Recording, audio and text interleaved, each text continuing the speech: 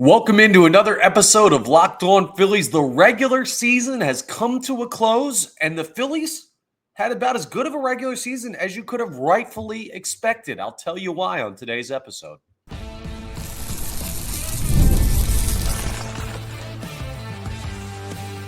You are Locked On Phillies, your daily Philadelphia Phillies podcast. Part of the Locked On Podcast Network, your team every day.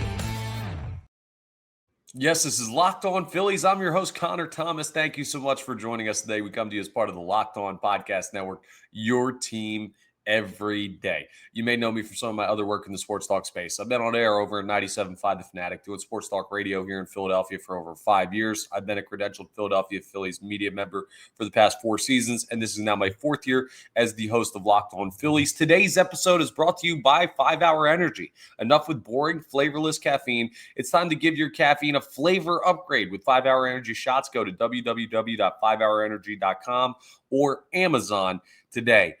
Oh, man, what a time to be a Philadelphia Phillies fan, ladies and gentlemen. The regular season has come to a close. The Phillies walked it off in game 162 against the Twins in the 10th inning. Not that the game mattered, but it's nice to go into the postseason with a win. It's nice to see Nick Castellanos get that moment. Felt like a good vibe to end the regular season.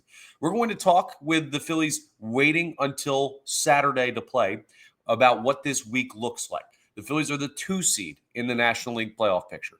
They have the 2nd best record in all of baseball.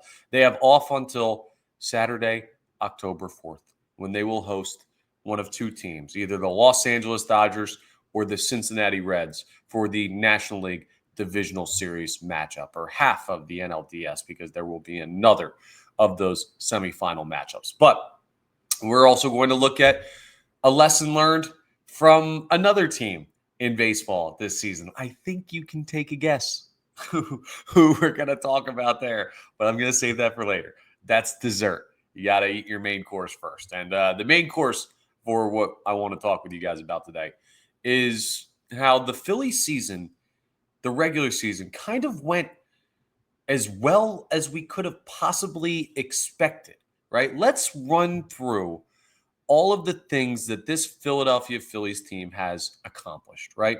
Well, first and foremost, they made the postseason again for the 4th straight season. Don't take that for granted.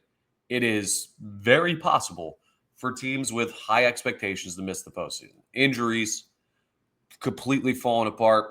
I don't know. All kinds of stuff can happen over the course of 162 that lead to you not recognizing your goal. So first of all, they made the postseason. They won the division going away.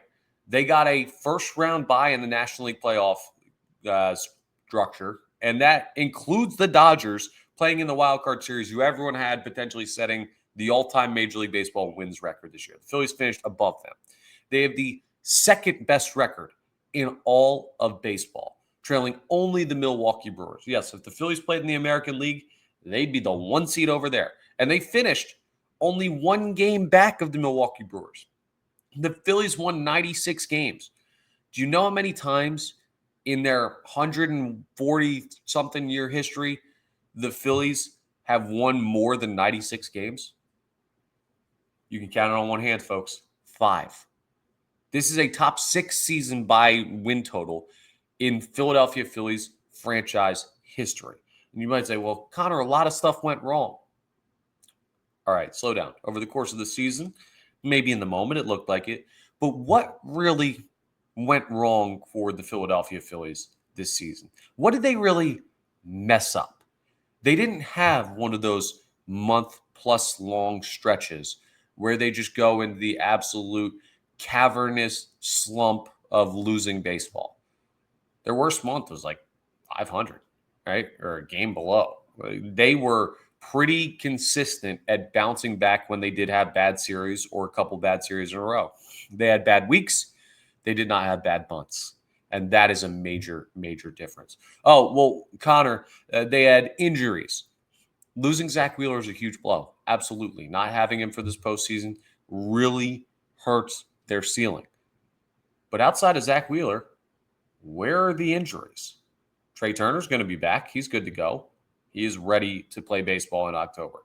The rest of the pitching staff is all set. The bullpen had guys in and out here and there, as every bullpen does, but they're good. The starting rotation, Rangers good, Sánchez is good. Well, Rangers okay, even though he got smoked with a line drive this weekend. He's fine, by the way. Luzardo's fine. You had a bunch of guys that you worry about them with the amount of innings that they're going to have to throw. They're back. Like, they're all good to go. Nola, you could say, oh, well, that went terribly. Okay. He's had some good starts lately. I'm not excited to give him the ball in the postseason, but outside of the whole Nola-Wheeler dynamic of one guy not performing and one guy not being available, Trea Turner missed time, he's going to be back. Bryce Harper missed time, he's back. Like anybody that Alec Bohm went on the injured list for a little bit, he's good to go. The outfield was a problem. Dave Dombrowski fixed it. The bullpen was a problem. Dave Dombrowski kind of fixed it, right? And there's only so much you can do, but I like the bullpen a lot better now than what I did heading into the season. If you looked at this team on, I don't know, I forget the day the regular season began. Was it May this year? Was it like May 20-something or was it April? Whatever. And you said, okay, how do I expect this to go? What are the potential pitfalls? The Phillies avoided nearly all of them when you look back at the season. Did they have moments where the bullpen looked like it was going to completely screw up this season? Yeah, 100%. Did they dodge bullets with injuries throughout the season where things could have been much, much worse? Absolutely. My first thought is trading for Joan Duran, and then like a week later, he's getting carted off in a baseball helmet cart in Washington as everybody in the building, myself included, thinks the season is over, right? So it wasn't all, hey, the Phillies did this well. Some of it was they got lucky. But when you look at 96 wins and you look at them winning the division going away and everything that they've accomplished already this regular season, it's hard to look at it as anything but a stark success story.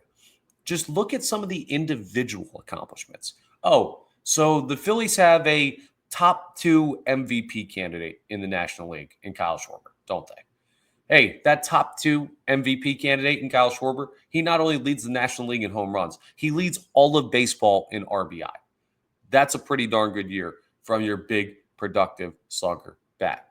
But, okay, power's cool. What about average? Trea Turner has won, and we're going to dive deep into this accomplishment and individual accomplishments throughout the week because, frankly, the Phillies won't be playing a game, so we'll have plenty of time to talk about this stuff. But Trea Turner's your National League batting champion. He had the best batting average in the National League this year. So, okay, you have the home runs leader, the RBI leader, the batting average leader. By my count, that means that the Philadelphia Phillies, top 2 in the order, or 2 of their top 3 in the order, just combined to win the Triple Crown in the National League. Yeah, but this team, you're worried about the offense going cold. Okay. I mean, every team can be. But the Phillies, their offense, and you could say, oh, it was just Kyle Schwarber led. It was just Trea Turner led. No, they've had guys balance stuff out. Brandon Marsh has had the single biggest turnaround of batting average in the history of baseball in the sample size that he has, right? He was batting 089 at the end of April. The guy's finishing the season batting like 280. That's ridiculous. What a turnaround. You don't see that. And that's the depth stuff. Oh, we haven't talked about pitching. Maybe their pitching stinks. Cristopher Sánchez is a top 2 candidate for NL Cy Young. He has a solid argument, and he's not going to win it. But the only reason he's not going to win it is because Paul freaking Skeens exists, and that guy is a monster.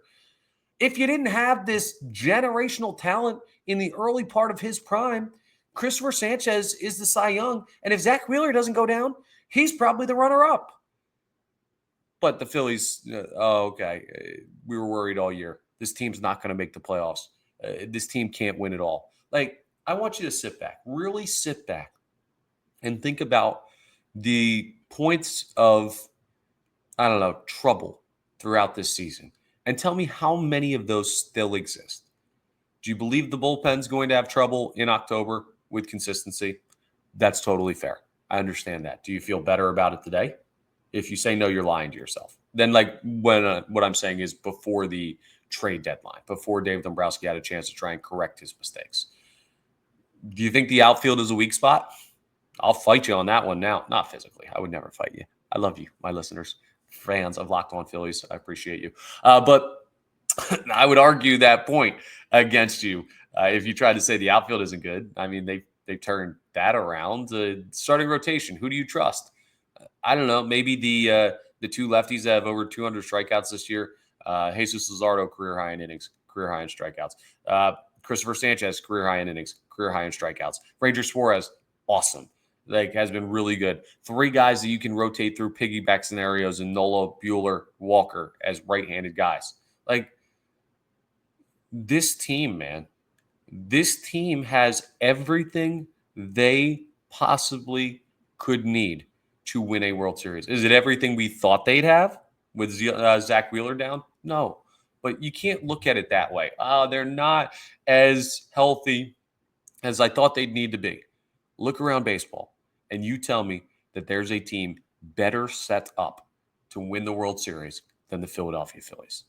I do not think you can, and that to me says this was pretty much as good of a regular season as you could have hoped for. So now you get to reap the benefits of this regular season's worth of work. You have off until Saturday, October 4th. That will be the next time the Phillies play a baseball game that matters. But they're going to play one that does matter. And it's not regular season. They have a inner squad, and they have a bunch of stuff to accomplish this week to get ready. We'll talk about next what's this week looking like for the Philadelphia Phillies and for Philadelphia Phillies fans. And hey, for us here on Locked On Phillies, and what we're going to be talking about as we continue to break down a great regular season for the Fightin' Phils. Let's talk about 5-Hour Energy first, though, because caffeine just got a flavor upgrade. 5-Hour Energy shots deliver tasty caffeine in 17 bold flavors. Each 2-ounce shot packs the caffeine of a premium 12-ounce cup of coffee, plus B vitamins and nutrients with zero sugar and zero crashes. What I love most is how portable they are. Tiny, right? Big taste, though. And you can take it anywhere and get that boost when you need it. It's tough to carry a full cup of coffee around everywhere you go. It could spill, you got a handful. No, 5-Hour Energy, you can take anywhere. And they've got so many great flavors. It's not just decaf or regular, right? No, they've got a bunch of different flavors that pop, that when you have it, you're like, wow, that tasted good.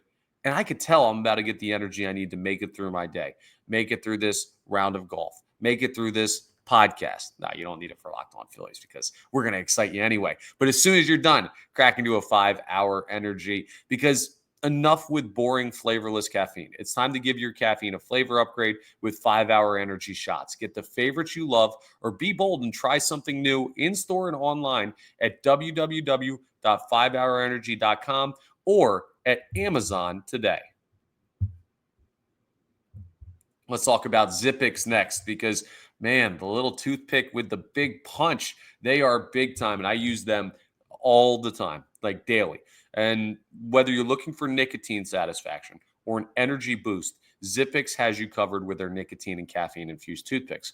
For nicotine users, Zippix provides a discreet way to satisfy cravings and the hand-to-mouth habit without vaping or smoking. Zippix can be a helpful tool as you work to reduce your dependence on vaping, and it's available in 6 great flavors with 2 milligram and 3 milligram nicotine options. And if you need energy without the crash, their caffeine toothpicks are a game changer. The taste, it's great. The flavors, they come through so well. You wouldn't think just putting a toothpick in your mouth, oh, you get flavor from that. You do. And everything that they have flavor-wise, they have this mocha flavor, it tastes like mocha. The snozberries taste like snozberries. I feel like I'm in Willy Wonka when I put one of these things in my mouth. I don't know how they do it, but they do it. Energy boost, nicotine, little buzz there. Everything. They've got it with Zippix. You got to check it out. Go to zippixtoothpicks.com.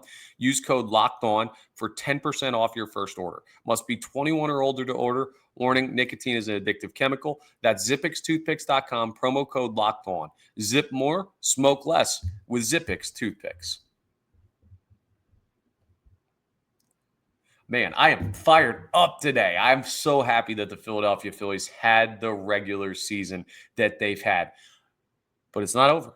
Well, the regular season is. But the season itself is not over for the Philadelphia Phillies. And that's why you got to be locked in on Locked On Phillies. If you're listening in podcast form and we're available wherever you get your podcasts. Please make sure you're rating and reviewing. I appreciate all the feedback on the show. And if you're checking us out on YouTube, yeah, you can watch the show on YouTube. Hit that subscribe button. Hit the like button on the videos you like. Subscribing is free and easy. It'll get you notifications when new episodes are posted. So it's a great way to keep up with everything as you continue to hit that final gear up for Red October. By the way, a quick thank you. We've just recently gone over 1 million views on Locked On Phillies on YouTube. So thank you so much. I never believed when I started doing this 4 years ago. And we were just as Locked On, like starting to get everybody into YouTube, all of the hosts and everything, that sitting here 4 years later, we'd be over 1 million views. So thank you to everyone for helping make that happen. That's been a momentous accomplishment. And a special shout out to Mark Farzetta, who does the Phillies postcast, which you should check out every game they play, who does a great job on the channel as well. So thank you again. It really, really means a lot. So speaking of what's going on the podcast and what you need to be watching and listening to, let's talk about what this week is like. I'm going to dive deeper into the strategy of the bye, how you accomplish staying hot, how much we should worry about it, the curse of the 2 seed, because there's something there where the 2 seed in the National League, let's just say they haven't had a lot of success, but that will be a conversation for a later episode. But what this week looks like for the Philadelphia Phillies, they do not play a game until Saturday, October 4th. So they have from now until this coming Saturday where they're just kind of chilling. They played their final game yesterday. As soon as that was done, they kind of started to turn their sights towards, hey, who do we play? Now, that's the thing. We won't know who the Philadelphia Phillies play until very soon ahead of that game Saturday. So the number one thing that the Phillies and Phillies fans will be watching, or will be doing, I should say. I just gave it away. Darn it, Connor. We'll be doing this week. We'll be watching, seeing who wins the wild card series between the Reds and the Dodgers. That is the number one focus for the Philadelphia Phillies, because you can't plan for an opponent until you know who that opponent is. So game one of Reds-Dodgers is 9 p.m. on Tuesday, 9 p.m. tomorrow night for me. I'm recording this on Monday. If you're watching this on Tuesday, it's 9 p.m. tonight. Make plans. Then game two, October 1st, Wednesday, 9 p.m. as well, Reds-Dodgers. Then Thursday, if necessary, game three, Reds-Dodgers. We hope, like cross your fingers and hope that those teams are playing on Thursday. But you could know as early as Wednesday if one of the teams completes a 2-game sweep. And the good thing with Thursday is if they play in, let's just say the Reds win. And we're going to talk about rooting interest and pathway and everything later on in the week. But let's just say the Reds win. Here's why them playing a game on Thursday would be so important. One, they got to use another starting pitcher. They got to use some bullpen. Two, it's a wild card series. So they're out on the West Coast. They're over in LA playing these 9 o'clock Eastern Standard Time games. You win Thursday. You don't go back to Cincinnati. No. You hop on a flight late night. You probably get over here to Philadelphia the wee hours of the morning. You have Friday off. And then Saturday, you're playing a game against the Phillies, right? You're switching time zones. You're switching opponents. You have one off day. Like, that's a tough turnaround after what will be, if they knock off the Dodgers, a tough series. So the number one thing the Phillies are going to be doing is watching and seeing who wins in that Reds-Dodgers series. Remember, Major League Baseball postseason, they do not reseed. So it's not like if the Dodgers lose and it's the Reds then play the Brewers because the Brewers are the top seed and the Reds are the lowest seed. Like, no, you get whoever comes out of this series. The other thing the Phillies are doing, which is really cool, is they're having an intra-squad game, right? Which is they divide their team up into 2 different teams and they play themselves. They're doing it at the bank. They have been selling tickets. I was talking to a security guard at Citizens Bank Park Saturday, because I went down to watch Phil's Twins, popped on the field for a little bit, and I was talking to one of the security guards, and he was like, yeah, They were only going to sell tickets to the lower bowl of Citizens Bank Park for this matchup or this inter-squad game. And they've already opened it up to the 200 level because so many people are buying tickets. That should be really cool to see. That's on Wednesday. They will be having that intra-squad game to kind of break up the week and give themselves a little bit of a pop. All the money for the tickets, $10 a head, is going to charity. So it's a great chance to give back to the community. A great chance for Phillies fans to go watch their team without spending postseason pricing on tickets. But that's going to be their big, like, kind of, hey, this is our game replacement. But even in between that, I'm sure they're going to be getting live at-bats in against each other. They're going to be working every day. They're going to be going through treatment for the guys that need it. Rest is good. Rust is bad. Balancing those two is paramount. So we will see how they do that. But that's essentially the week for the Philadelphia Phillies. And in the downtime here on the podcast, we're going to be looking back at the regular season. We're going to be looking forward at the postseason. We're going to dive in some of the major accomplishments a little bit deeper, rooting interest, handling the bye, how teams in the past have been successful or unsuccessful with the time off, what needs to happen in the postseason. I've got so many topics in my head that we're going to have plenty of content for you, even though the Phillies will not be playing from now until Saturday. And we're going to have some special Locked On Network stuff too, getting you ready for the postseason as the Phillies get closer to playing their first game. So we got great stuff for you, even though the Phils aren't playing. And hopefully the Phillies have great stuff to work on so that they're ready when they do start playing. But there are a bunch of teams in baseball, right? 30 teams, 12 make the postseason. So by my math, that means there are 18 teams that do not have baseball to worry about anymore because their seasons have come to an end. But there's one specific one we need to talk about. I'm sure you can guess. We will talk about them next.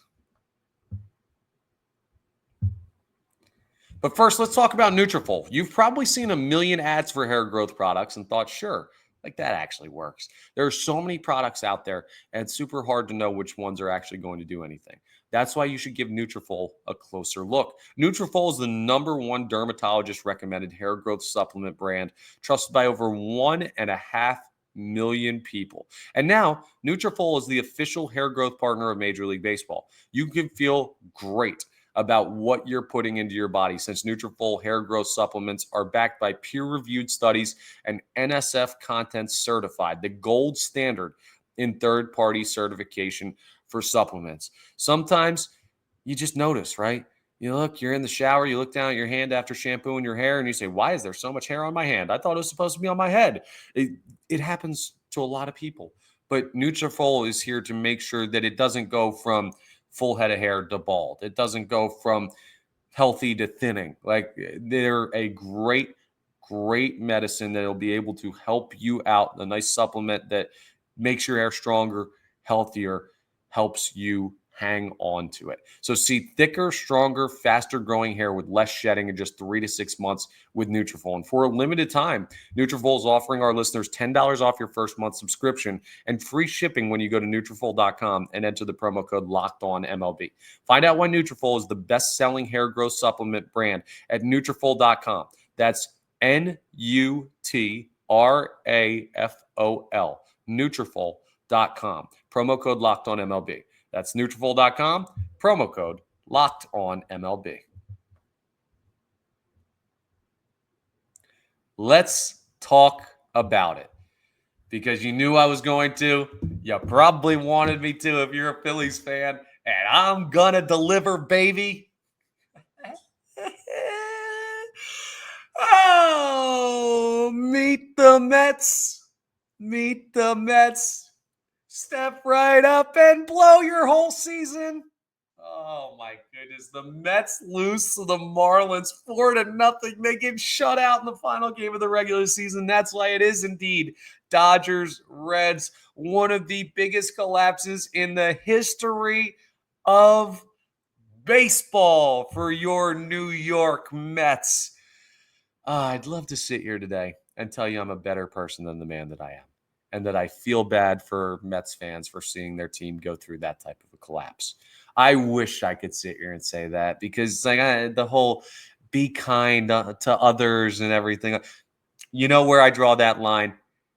Dallas Cowboys, Boston Celtics, Pittsburgh Penguins, and yes, the New York Mets. It feels so good to see them outside of the postseason looking in.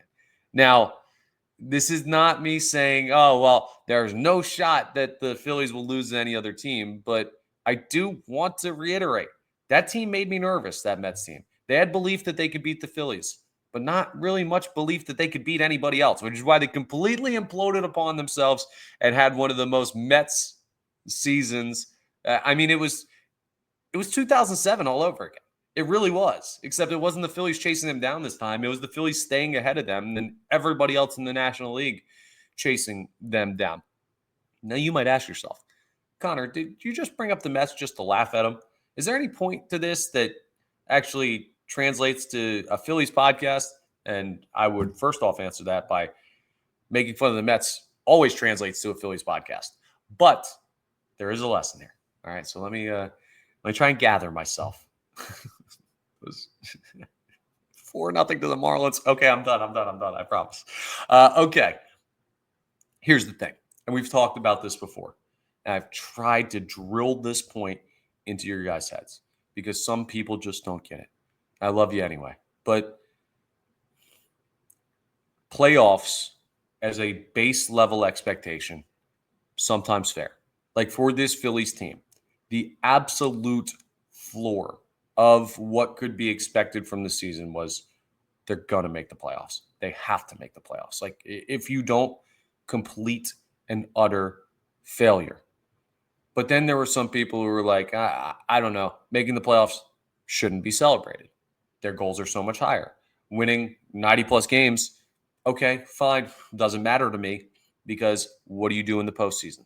Like these narratives about what would be successful for the Philadelphia Phillies this year all hinge upon postseason success. And that's totally fair, right? That is where I'm at as well. If they don't win the World Series this year, the year's a failure. I'm sorry. That's just, it is what it is. That's where the expectations are in year 4 of this run with this core, with postseasons every year, with opportunities every year. It's not that I'm going to say if they don't win the World Series, see, this team actually stunk the whole time. That's just where the bar is, man. Win it all. That's the goal. That's the expectation for this Phillies team, especially with where things sit right now in the playoff picture. And we'll talk about that in the coming days. But for anybody who looks at making the postseason as kind of this assumed right that top-level baseball teams have, the Mets are just the latest example of that not being the case. Great teams can miss playoffs. The Mets, on paper, are a great team. They have Francisco Lindor, Juan Soto, Pete Alonso, and a bunch of these ancillary players that fill out a roster that is one of the most expensive in all of baseball.